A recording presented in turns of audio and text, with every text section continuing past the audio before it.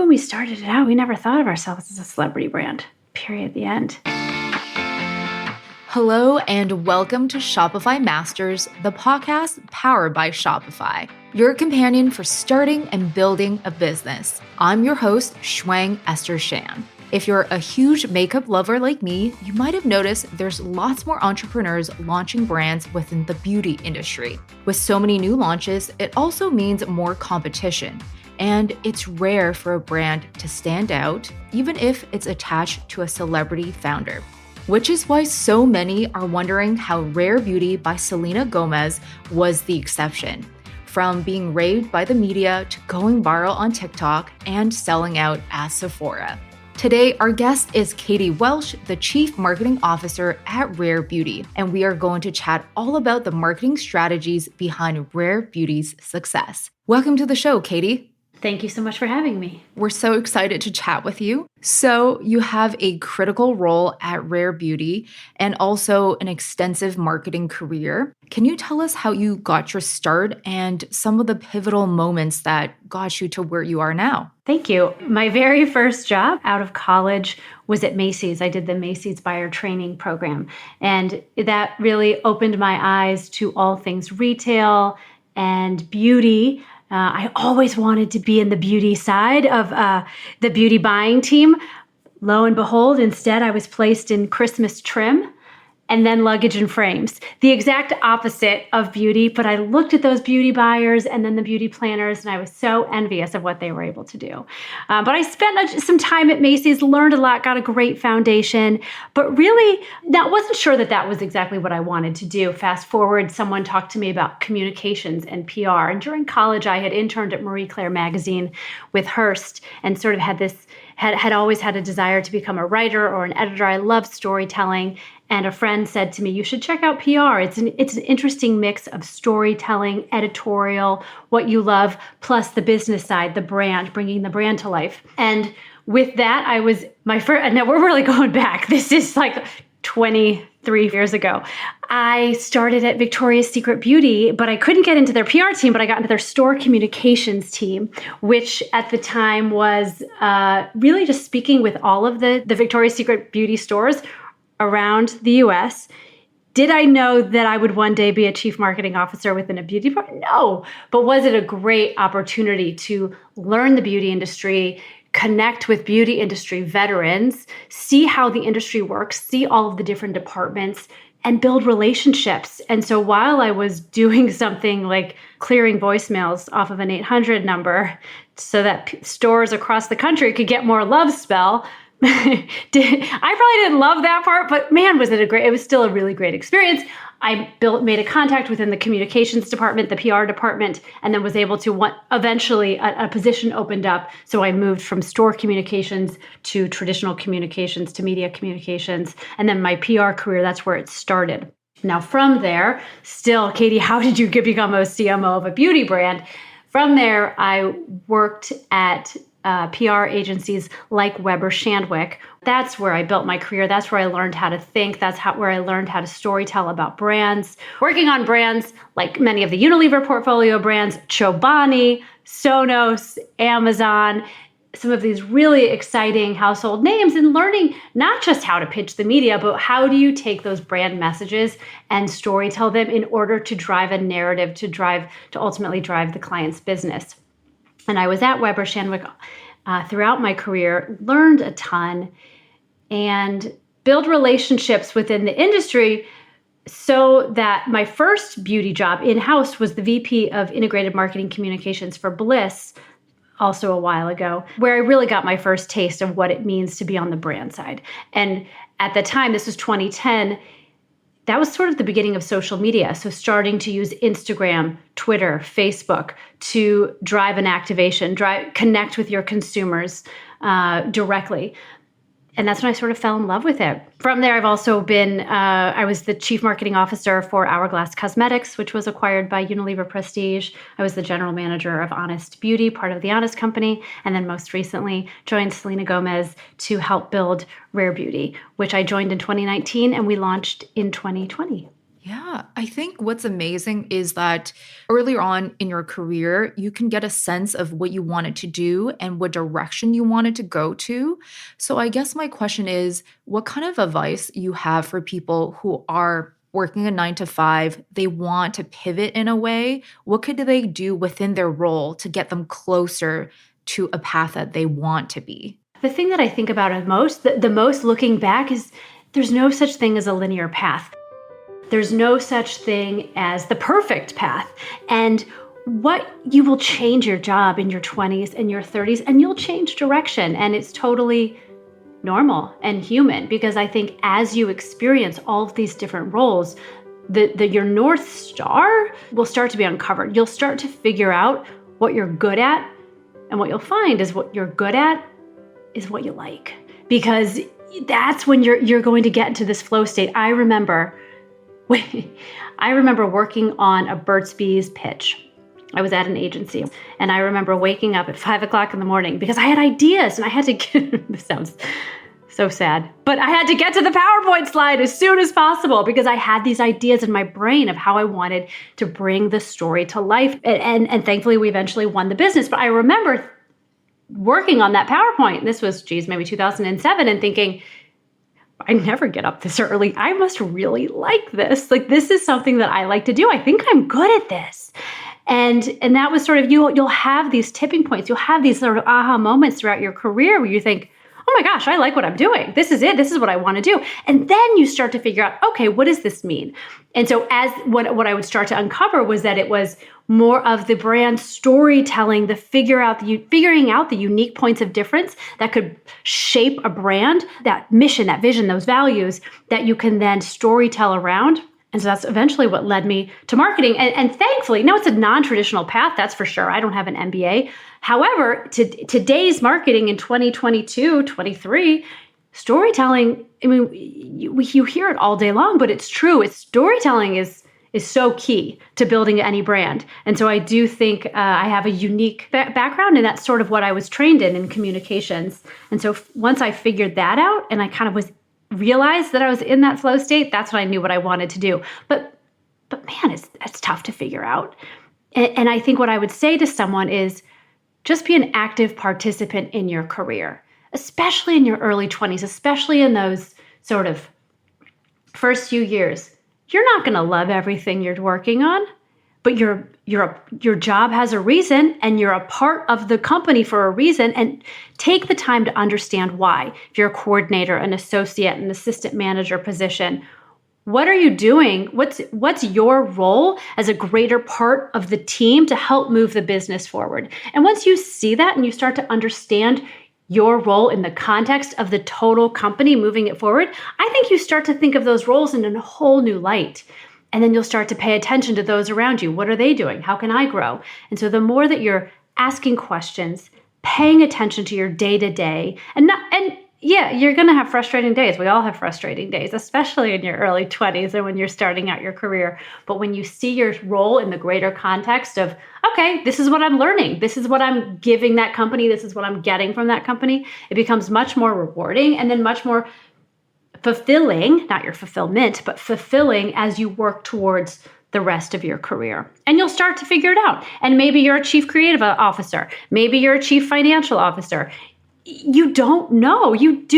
I did not know when I was an assistant buyer at Macy's, then an assistant planner in luggage and frames, that this is what I wanted to do.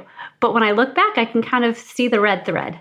I love that. A combination of following your interests and also your intuition. For you, what brought you and attracted you to work with Selena Gomez? Because I think, to your point, you started in 2019, the brand didn't launch yet. So you're, in a sense, also taking a bit of a risk to enter into a brand new brand. Definitely. It certainly was a once-in-a-lifetime opportunity. To be able to build a brand from scratch, as it is a once-in-a-lifetime opportunity and a unique challenge, and something that really excited me. But then to be able to do it with someone as special and heartfelt and talented as Selena was a no-brainer. So, I asked her the first time I met her, why do you want to start a beauty brand? And We had a long conversation around it, breaking down standards of perfection within beauty, putting forward visuals, words that were grounded in self-acceptance and self-worth. But then the thing that struck me is she said, I want to create a lane where people feel welcome. And that always struck me as something so different. I've worked in beauty for a long time. I've been an undeniable beauty super fan probably since 13. I love makeup. And so I kind of know the ethos that brands try to communicate that they put out there. And I love them all. Self-expression, artistry, empowerment. But welcome was something new. Welcome to me said, come sit with us, which after meeting Selena and understanding she has that herself. That's the way you feel when you talk to her, when you meet this woman. I was struck by how truly kind she was and how much she makes people feel comfortable and safe and seen and heard. And then so I thought, wow, here's a founder who has a vision and an idea of something that's different, that's in the marketplace, but then that's also so authentic and true to who she is. And I know everyone uses the A word these days. You got to be authentic. You got, so much so that what does authenticity even mean anymore? But after hearing her words and meeting her for the first time in 2019, I got it. And I thought, oh, she is the real deal. Mm-hmm. And I think the performance, the reception is the truth to how well Rare Beauty has been. So I guess, how do you respond to someone who do comment to say the beauty industry is oversaturated with a lot of celebrity-owned beauty and skincare brands? I think when we started it out, we never thought of ourselves as a celebrity brand, period, the end. As Selena knew that she was not a beauty product developer, she assembled an incredible team. We have Joyce Kim, who's one of my great friends and an incredibly talented product developer, runs our product development team. So she and Selena work closely on developing products that can stand on their own. And I think that is incredibly important because, I don't know, marketers, we're a dime a dozen, but you got to have great product.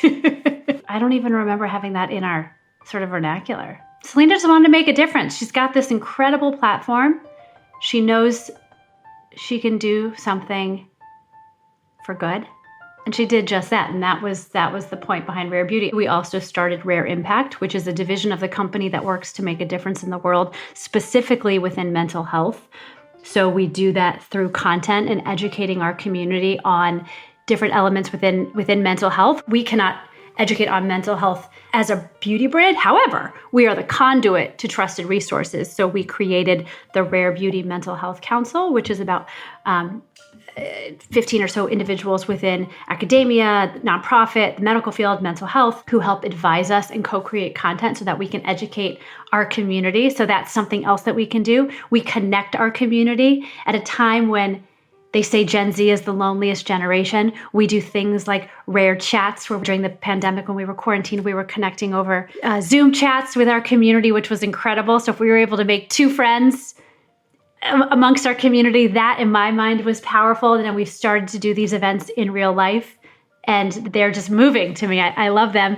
And then finally, we created the Rare Impact Fund. So a percentage of sales from Rare Beauty products goes to the fund, which helps to raise money to grant mental health services to underserved communities. So what Selena always said is this is so much more than a beauty brand. And I truly believe that it is. And that I'd like to think that is our point of difference. It's the bridge building that I think is what's at the forefront. And to your point, I love the fact that your response is, we are not a celebrity brand. I mean, we have a celebrity founder, which, yeah, of course, that she has an audience with her celebrity. This brand is not because she's a celebrity. This brand is because she wanted to make a difference. The aspect of founders who are expanding for the first time, who are building a team, what advice do you have for them who are looking for a chief marketing officer? What should they be looking for when they are expanding their team and building out a marketing arm of the business? Gosh, that's a good question. Because there's so many different types of marketing. There's so many different types of marketers with different backgrounds. And it's really, what does the business need? What is the complement to the founder? The chief marketing officer's job is to understand the founder's story, the founder's why, understand their vision, and bring it to life. So I don't know if that could be any sort of background. I put it back on the founder to say, who is going to help you articulate your vision, and can they bring it to life the right way? If you have massive budgets and you can do a big marketing program, perhaps that's a different person that's maybe grounded a little bit more in performance marketing. If you don't, maybe it's someone who's grounded a little bit more in earned, in communications or influencer marketing. But the most important thing if you are an entrepreneur or a founder and you want to find your marketing partner, this person has to understand your vision and be able to bring your vision to life for your target audience, for your community.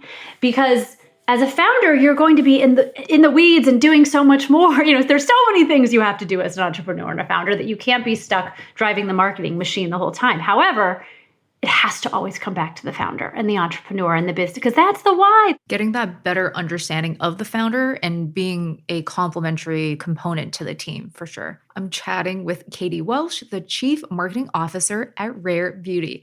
So I'm sure all of our audience is curious to know, what is the current marketing mix that Rare Beauty has? A rough breakdown of what areas of marketing your team is participating in. A lot of owned and earned. We spend a lot of time on our own channels. We are a content machine. We are creating our own social media content, and we are engaging in social a lot, whether it's TikTok, Instagram, Twitter, and that makes a difference. We have a really powerful community, and they mean so much to us. So maybe even more than other brands, I think we spend a lot of time on our own channels. I don't know if other industries activate to the level that beauty does within the creator community. I'm such a massive fan of beauty creators, or anyone who wants to talk about beauty, who loves makeup as a vehicle for self-expression, as a passion point, because that's so much of what I am that I just love it. So we do a lot with beauty creators. We have a lot of great relationships with beauty creators, and I think that's who's driving a lot of the conversation around trends and around application and tutorials. And so for a beauty brand, that's really important to be engaged in those conversations. And then to round it out, we do paid marketing. We're still a startup. It's not huge, but we'll do some paid social, potential Facebook, Instagram, some TikTok. But it's not huge, to be honest. We really lean on our own channels and creator channels and PR a lot. I think the content that Rare Beauty creates is more and beyond marketing campaigns. It's, to your point, the true storytelling. So what kind of advice do you have for other entrepreneurs who wants to get into this storytelling mindset when they're trying to build a name for their business? There's two ways you can approach it. One is, what's your story? How are you pushing it out there? But you can only push it so much. Whether you have a following, you still have to build that following. So really understanding your why. Why does your company exist? What are your mission, vision, values? What problem are you solving? Whatever it is for your product, understanding it, and then understanding sort of how that can come to life on the different social platforms. And now, how do you engage in existing conversations? So what is that subculture, perhaps, that your brand can intersect? What is that? How can you engage with an existing conversation, whether it's a trend, whether it's a fan base, whether it's I was just listening to this incredible marketer the other day talk about the clean talk and the subculture of clean talk, #clean talk on TikTok. So if you are Lysol or Dawn, great, how do you engage in that conversation is happening? And so here you could have a traditional marketer who's like, oh, that TikTok is just for dancing. Lo and behold, there is a whole community of people who are obsessed with cleaning. And wouldn't you want them to use your Dawn dish soap or what have you in some of these TikToks? And so it's kind of in that same vein. So there's a huge community of beauty lovers on TikTok, on Instagram, on Twitter, et cetera, on YouTube. So we try and engage in that community. And so I would say if you're trying to storytell about your brand, understand your brand's why, your point of difference, why you are who you are as a brand. And then what are those conversations that you can intersect with? What are those subcultures that you can engage with so that you can sort of penetrate that culture, that pop culture moment? Because as much as you push out your own brand, it's tough. You've got to be able to have that two-way conversation. So how do you find your target audience? And what are ways that you can then get in there? And in my mind, the best way is creativity. So your marketer, I appreciate marketers who are creative and curious, and not creative in a way that they can then go create a commercial. I can't do that. But I can have a creative mind of, okay, this is the angle that we can enter that conversation. And speaking to that community building as well as different niches on TikTok, TikTok is a big part of Rare Beauty's success. So many TikToks of people saying how pigmented Rare Beauty's blushes are.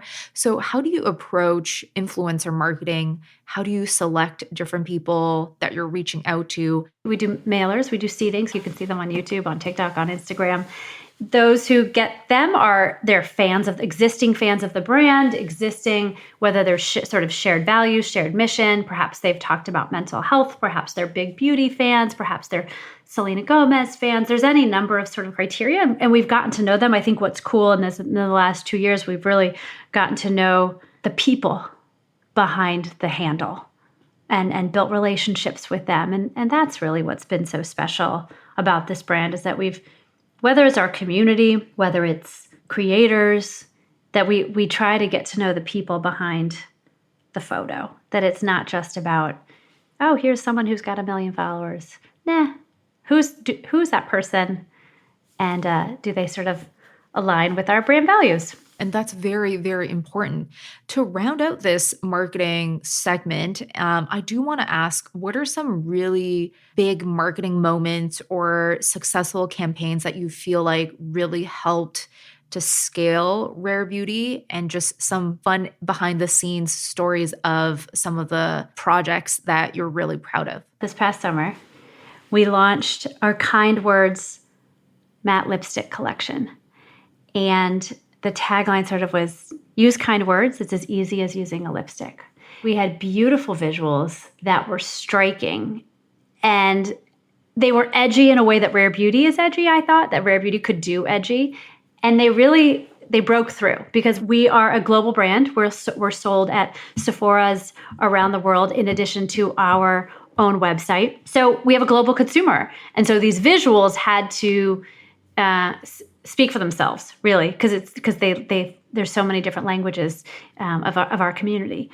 And I think these visuals did that. So we needed to activate beyond just the visuals. And with that, we went on a world tour, and we took with Selena, our founder.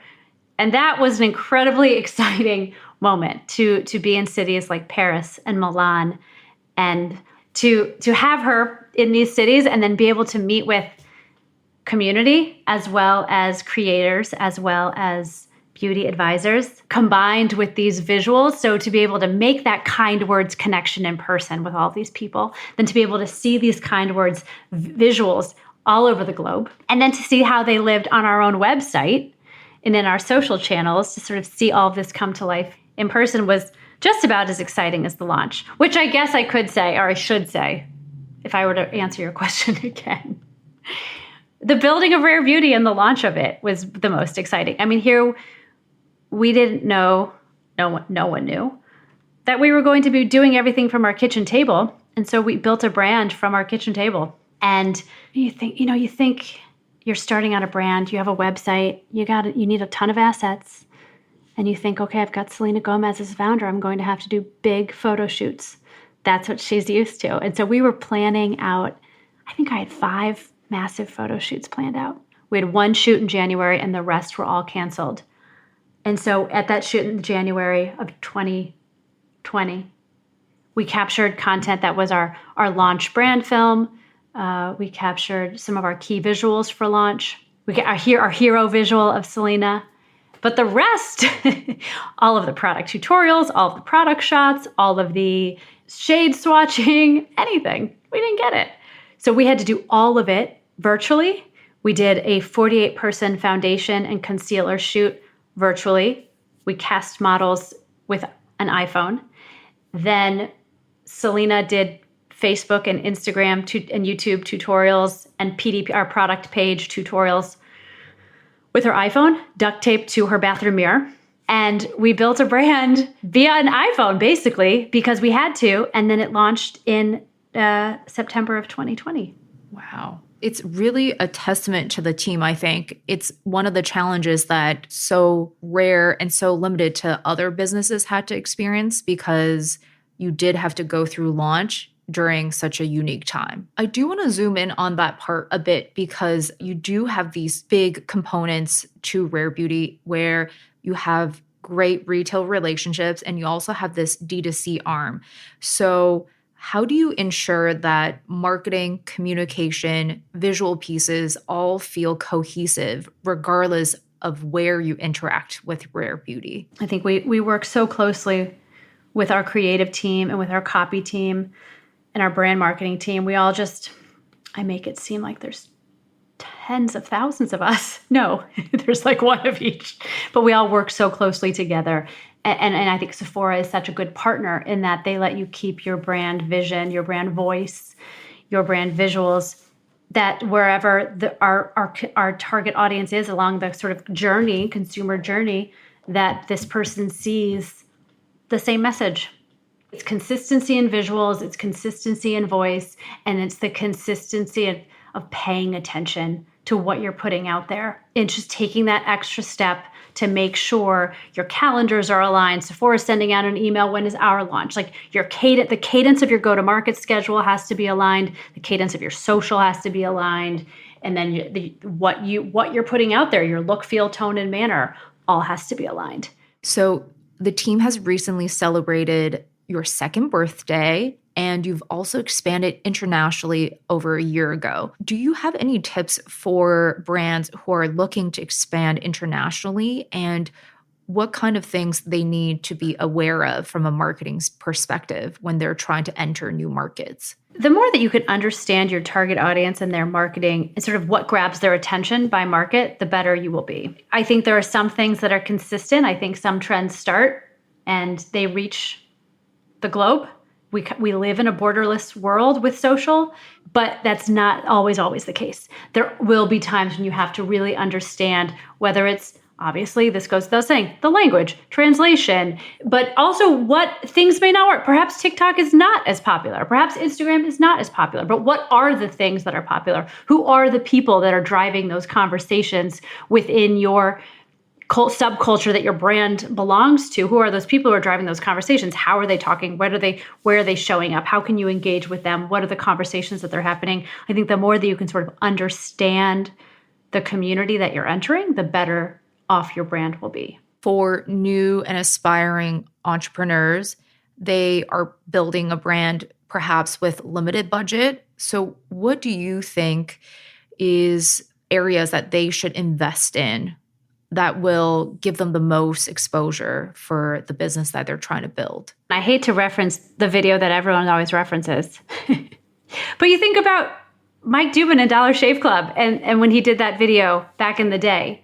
And then today, maybe it wouldn't be a YouTube video that would break through, but a TikTok could break through. Whatever the vehicle of the moment, the medium of the moment is, how can you start a conversation? I think what's so cool is that we have this two-way conversation, the ability to engage and put content out there without a budget. It's not like 30 years ago when you had to run an ad on the Today Show and in a newspaper and then on out of home and then do a direct mail piece. You don't have to do that. But if you can be creative and come up with a way to insert yourself into either an existing conversation or grab people's attention, that's unique to your brand, that still tells your brand story. I mean, I think that's what was so genius about that video back in the day, is that it still told the brand story and it got people talking. That, in my mind, is always a great, how do you do that? And creative doesn't mean comedy. Creative could be in a way that, is it through hearts and minds? Is it through laughter? Is it through humor? I don't know. It depends on your brand. What's amazing about this time in history is that there is an accessibility to those platforms. And as long as, to your point, being creative, there is a chance for you to break through for your brand.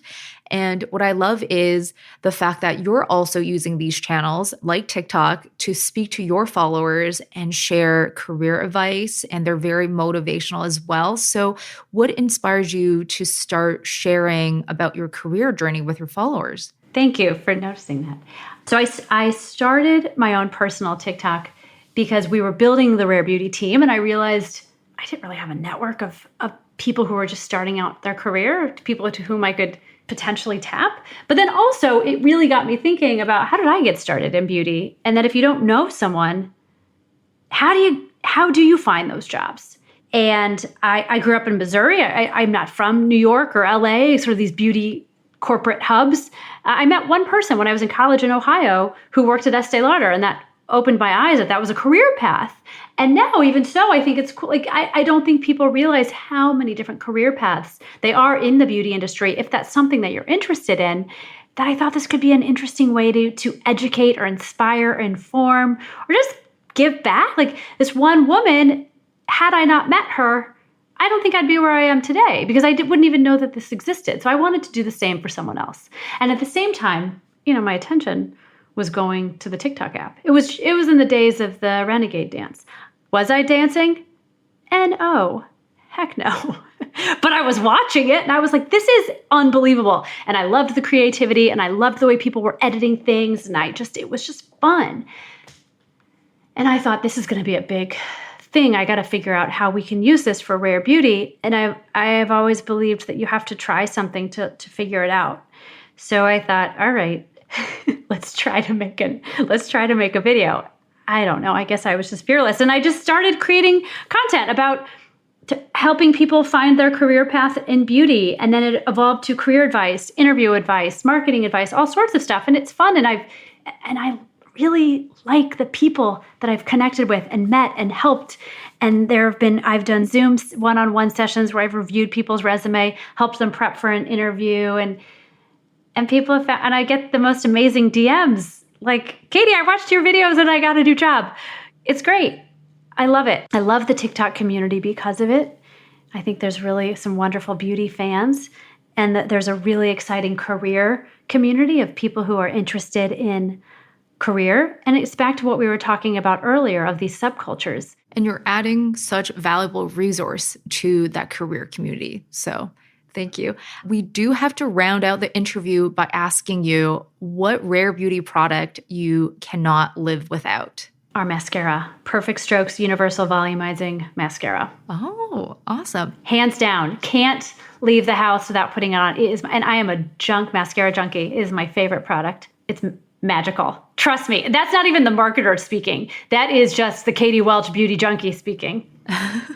And are there any other new initiatives or projects at Rare Beauty that you can share with us? Yeah, we just launched our Make a Rare Impact campaign for World Mental Health Day on October 10th.